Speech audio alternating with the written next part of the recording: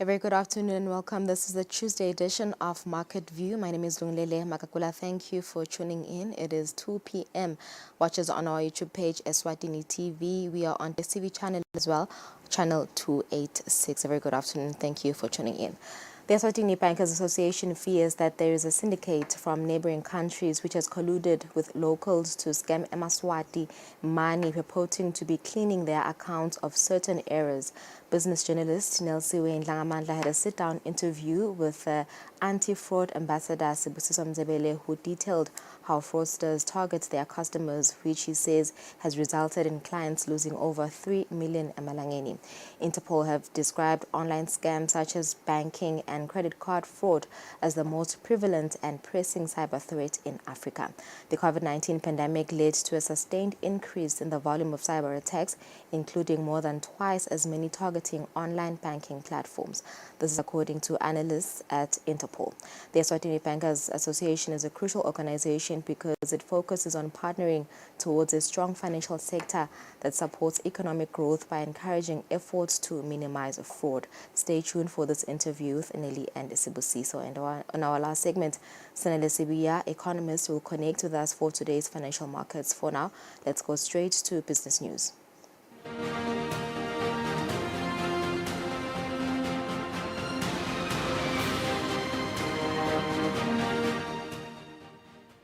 And for our first story, Eswatini's inflation remains the lowest in the Common Monetary Area, a union which facilitates trade and promotes economic development between member states, which consist of South Africa, Namibia, Lesotho, and Eswatini. This was said by the governor of the Central Bank of Eswatini, Dr. Phil Mnisi, when explaining the factors that inform the growth of inflation. In June this year, the inflation grew to 4.4% from 4.1% in May. The governor of the Central Bank of Eswatini, Dr. Phil Mnisi, says the slight increase was caused by the growth of food component in the basket and administered prices, including water and electricity. Inflation ikakhulu ibangelwe kukhula kwetindleko tekudla, the food component in the basket. Nalokunye lokukhombako ukuthi inflation yethu ngahle ikhule is in the administered prices, lokushobo electricity nabo water.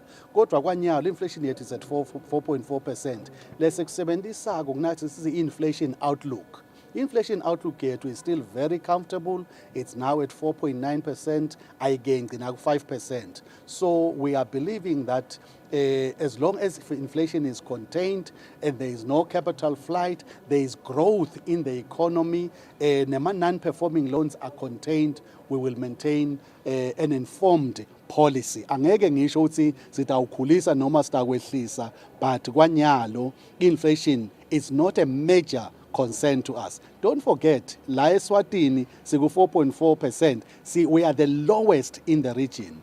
Lesotho, iLetulu. In Namibia, iLetulu, close to about 6%. In South Africa, ilebo 5.7%. We are in the lowest. Can see all of us, we are in the same common monetary area, and we have got parity to the rand. So we are currently, I would say we are okay, but at this point in time, I cannot say what will be the policy position when we meet early September. The governor says the inflation outlook is still at 4.9%, showing that inflation is contained in Eswatini as it has not even surpassed 5%. For Market View, Nelsiwe Ndlangamandla, Vuminkosi Nzinisa, Mbabane. The Citizens Economic Empowerment Act Council will be announced in about a month. This was revealed by the Minister of Commerce, Industry and Trade, Honorable Mangaba Kumalo, during the Ready Family Business Summit held at Eswatini last week. The Federation of Eswatini Business Community has commended the ministry for hastening processes leading to the implementation of the act.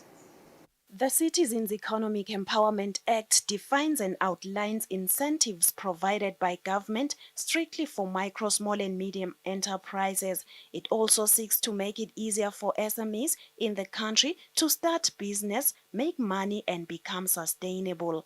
How do we ensure that there are intentional provisions in this particular act? Because what we will do is we will develop regulations for this act. And that work is about to begin. I think in the next month or so, I will be announcing the council, and that council, their first point of duty is to develop regulations. FirstBig has commended government for this act. As FirstBig, we are very much happy to hear about this announcement from the Honorable Minister. We think that as FirstBig, we've made actually one of our pillars to be the capacitation of the Swazis and advocacy, so that they can be empowered to do their work. We've seen such an act in other countries. It does make significant difference. So to us, really, it's a milestone, and we are very proud of this stand that the country has taken. Our mandate as FirstBig is to unpack the laws and the rules and the regulations to the Swazis, especially the indigenous ones, so that they understand the opportunities out there and they can grab them and make use of them. So it's in our blood to do that. Yeah, and that's why we are excited about this. As FirstBig, we have business people located throughout the country, and we have branches in the regions. So we will set up workshops for them and sit down with them and make sure that they understand, not only understand, but we want to make sure that they benefit from it. You know, they take it upon themselves to benefit from such. According to the Ministry of Commerce, Industry and Trade, the Act also provides for certain sectors to be preserved for small and medium enterprises. For Market View, Nelson Dlangamandla, Vuminkosi Nzinisa Mbabane. 7 minutes after 2 p.m. and that's it for our business news. We'll go for an ad break. When we resume, we'll resume with Nel Siwe's interview with Sibusiso Mzebele.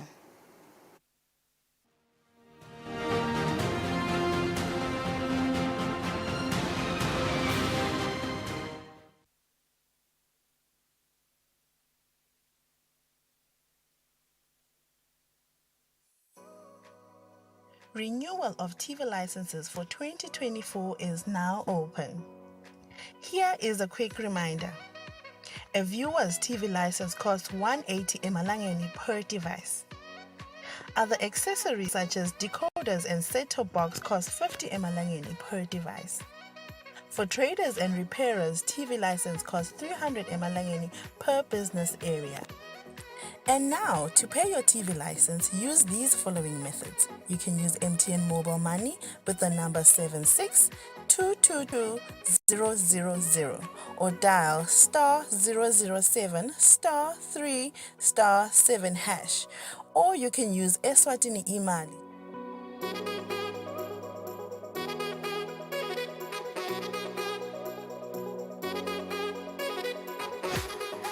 And you can pay our TV license at any post office in the country. Another option is you can use any Nedbank branch using our TV license account number 119900430037. Don't forget, when paying for your viewer's TV license, reference with your PIN at all times. And when paying for a retailer TV license, reference with your TIN at all times. For more information, call us on 7802-4543 or 34050163 or 34020879. And you can send us a WhatsApp message on 762222000. Be sure to catch Business Watch every Wednesday between 2 p.m. to 3 p.m., where we feature the latest updates on business news, market trends, and exclusive interviews with industry leaders, as well as insights on emerging small and medium enterprises in the commercial sector. Business Watch, your business leader.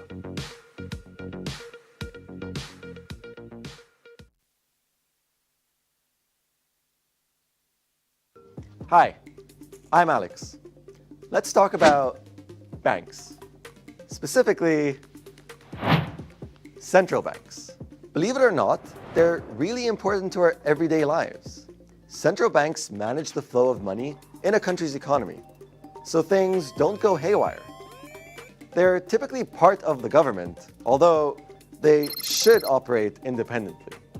The specific roles of central banks vary from country to country, but they usually have a few key responsibilities.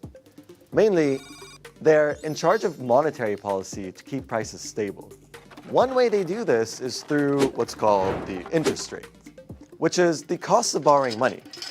Central banks lower interest rates, making credit cheap to boost the economy. Because when credit to buy things, such as homes, food, and cars gets cheaper, people tend to buy more. And who doesn't love that? But when prices get too high, central banks can raise rates, making money more expensive to borrow. This can slow growth, but it also brings down prices.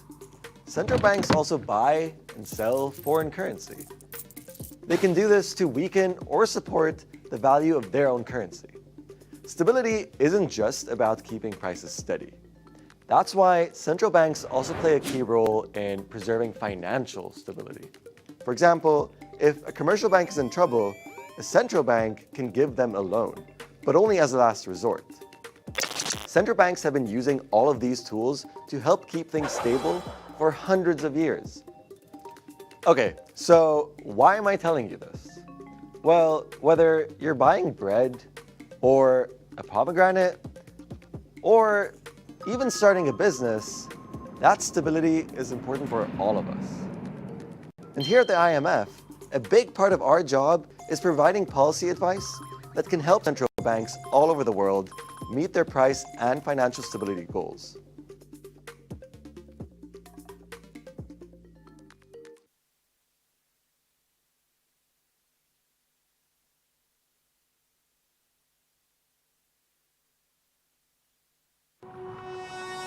When you choose your adventures, you do so with an open heart and a desire for the unexpected. You embark on journeys to discover new worlds full of wonder. You choose a path to awaken your senses, a world to make you look up and realize just how inspiring this life can be. Arrive and awaken your heart. Explore life in ways only thought possible in your dreams. Discover just how far you'll go to expand your understanding of life's greatest mysteries. There's just one place on this planet with so much to offer. Now is the time for you to have the royal experience in the kingdom.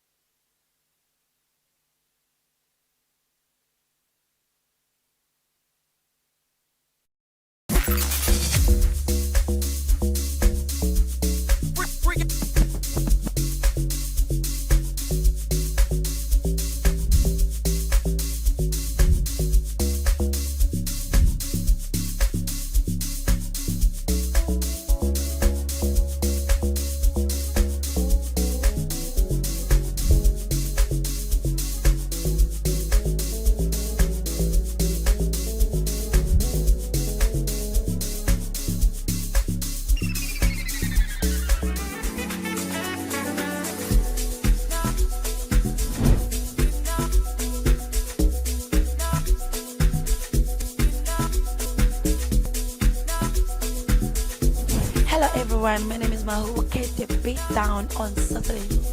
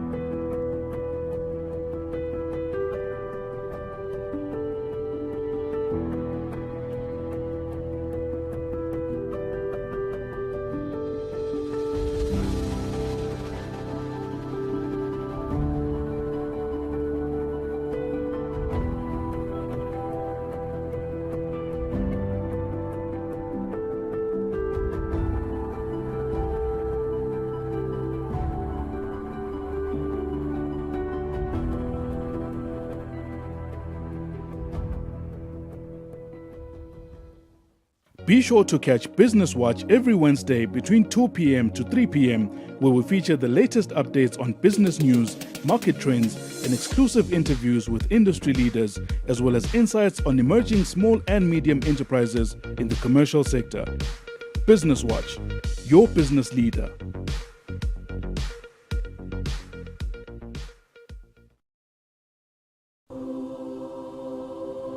When you choose your adventures, you do so with an open heart and a desire for the unexpected. You embark on journeys to discover new worlds, full of wonder. You choose a path to awaken your senses, to feel the rush of life overwhelm you, a world to make you look up and realize just how inspiring this life can be. You ask, and we give you the royal experience. Arrive and awaken your heart. Explore life in ways only thought possible in your dreams. There are but a few places on earth so special, so unique, and so spectacular, where it becomes the rite of passage for the ambitious travelers, the courageous souls, to all have the one and only royal experience.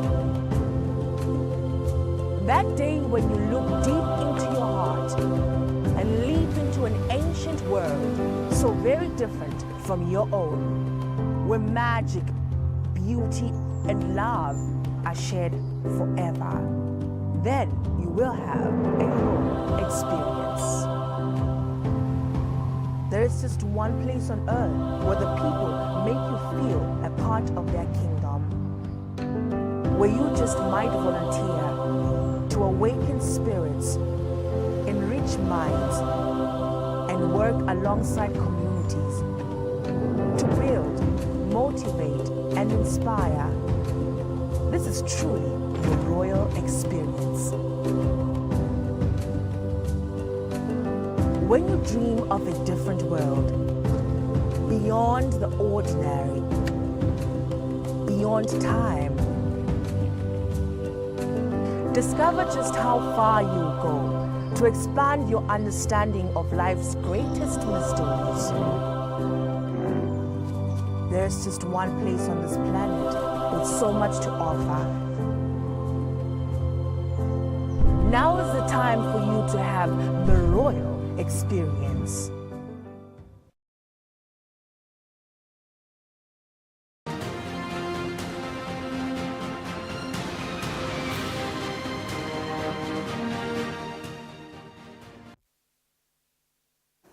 All right, so welcome back. Apologies for the delay. We are back. Thank you for tuning in and staying with us. This is Market View, the Tuesday edition.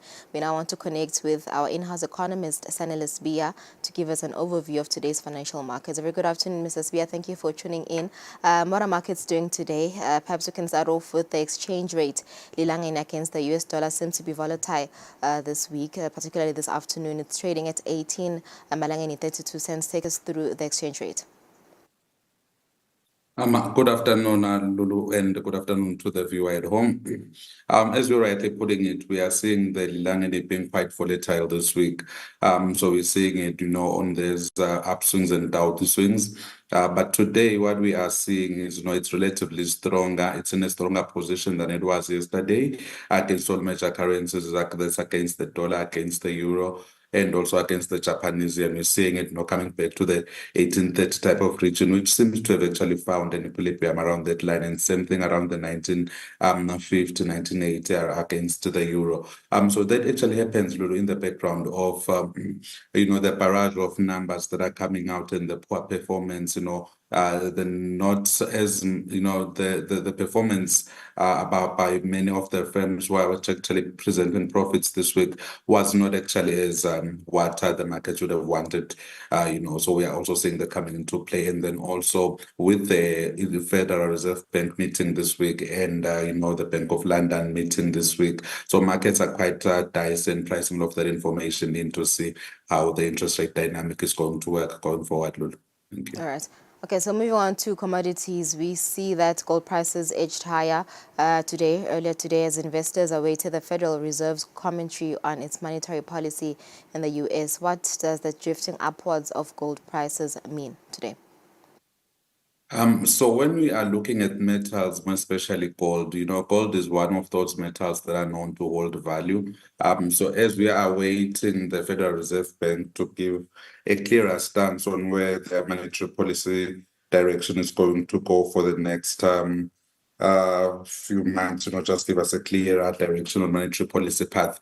And also the Bank of Japan will be doing the same this week. The Bank of London will be doing the same this week. The Bank of England will be doing the same this week. So there's that entire barrage of numbers, and with markets expecting that rate cut to come a bit early, later around September. So that's why we're seeing gold, doing relatively well, because we are going to then start seeing the shift from high interest assets to relatively low interest assets that might actually hold value. That's the story around gold that we are seeing. And then when it comes to the price of Brent crude, we're seeing Brent crude coming below the 70, the 80 mark now into the 70 region. So what's weighing heavily on the price of gold is the weak demand coming out from China. And also when you look at across the figures coming out from the Eurozone this week, and also in the US, they are showing signs of weakening consumer sentiment. So that means going forward, global demand might actually be subdued, and that's what the markets are pricing in to see how the global demand is actually going to fare in the next few months. And that's why we're seeing those mounted calls for a cut in the interest rate, because it's now starting to cause a slowdown in the markets. And there's fears that if it stays at this level, we might eventually push them. It might actually eventually push markets into a recession. So let's go over international markets. Perhaps we can start off with the U.S. markets, particularly the S&P 500. Reports do reveal that it's points up by 4.44%. Take us through international markets. So what we are seeing there in the US is basically we're seeing the S&P and the Nasdaq composite inching a bit higher, and while we're seeing the Dow Jones Industrial Average coming a bit down. That's mostly due to the poor performance from the tech sector. Performance is good, profits are still there, but it's not the profits that markets wanted. Markets would have seen mostly within the semiconductors spectrum. And we also saw McDonald's posting numbers that were hard hit by this high cost of living pressure environment. So that's why we're seeing those mixed reactions within the markets. But what remains to be seen today is we're expecting Microsoft to come into the market with their numbers today after closing bells. And what that is going to give to the market, Lulu, is clearer direction on what is happening to big tech, to mega cap companies. So that's why today the indices are opening up at very mixed levels, because we are awaiting that Microsoft confirmation test, to really just give us in terms of the litmus direction of whether we should start moving away from mega cap, or mega cap still has some bullish profits to put out this week. Or sometime this year. And then what we're also looking into is that issue of the interest rate meeting that's going to come. That's already ongoing. The Federal Reserve Bank is already, or they are going to start their meeting when they open on Tuesday morning in the US. And then also we're waiting, markets are waiting to see that, and also to see what is happening in terms of the job numbers coming out from the US. So all those are things that are going to give us some clearer direction in terms of the monetary policy path, because right now, what is moving markets mostly, Lulu, is that monetary policy path. Everyone is trying to have a feel and go where the monetary policy is going to go. Okay, so moving on to the EU, European markets, when you look at the FTSE 100, take us through how markets are reacting today.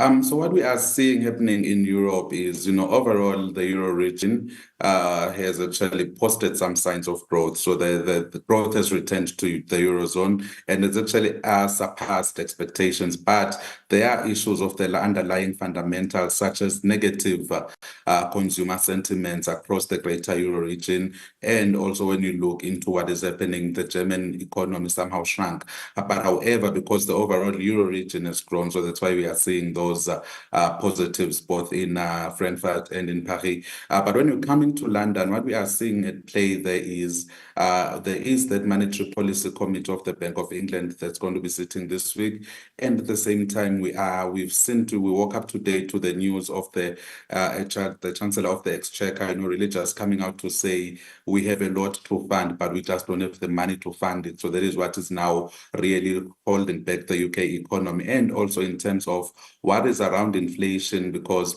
as you may have heard, 22% salary increment has been agreed for NHS staff workers, that's your junior doctors, and also around 11% salary increments for all public service workers within the UK. So that actually sends fears of some inflationary pressures within the UK economy. So that's why we are seeing that subdued type of movements where we're expecting the meeting to come tomorrow. And while on the other side, the fiscal side of things has come out to state that we have so much to fund, but we just don't have the money. Promises were made which we cannot keep. So markets are now taking that in and really just trying to mull over that and see what that would mean for the longer term growth prospects of the United Kingdoms. All right, any good news for markets in Asia? What's happening today in the markets? So when we are moving into Asia, again, there is that mixed picture. But what we are waiting to see is when we look into the Nikkei zone into Japan. Japan has actually posted a reduction in unemployment from 2.6% down to 2.5%. So those are the first good news coming out of Japan that shows that growth is returning to the manufacturing hub of the East, to the automotive giant of the East. But when we're coming into China, what we are seeing is markets are still waiting to see how that overall barrage of information that's going to come out this week is going to affect the overall Chinese economy, both in Hong Kong and also in Beijing. Mostly also because, there are still those fundamentals that are still not in check within the Chinese economy in terms of the mortgage markets, and then also in terms of the demand that we are expecting and the growth that they're expecting. So there are all those uncertainties, which when we get a positive light in terms of easing interest rates across the globe, that might also do wonders for demand within the Chinese economy. And then there's also the issue around the uncertainty with Donald Trump, but we are not going to see that coming into effect as yet, but no markets some are also bracing for that. So, okay, let's close it off with the JSE and the ESC. Guthi time kanjani lo mhla in the afternoon? Thank you. So with the JSE, we can see that the JSE is still holding at that 81,000 mark. And still what's the major story there is we are waiting to see the news that are going to come out of the US to give us a clearer direction in terms of the monetary policy stance, because as we know, the entire globe is in that very same conundrum of a hard money environment. And then when you're coming into the Eswatini Stock Exchange, we've not seen any movements, as we are waiting to see if there's going to be new trades as we get closer to dividend season. All right, and that's for our analysis. Lamuhla, thank you so much, Mr. Spear, for this overview for today's financial markets. We've come to the end of our program. This was the Tuesday edition of Market View. Do join us again tomorrow for Nedbank Business Watch at exactly 2 p.m. Enjoy the rest of your day.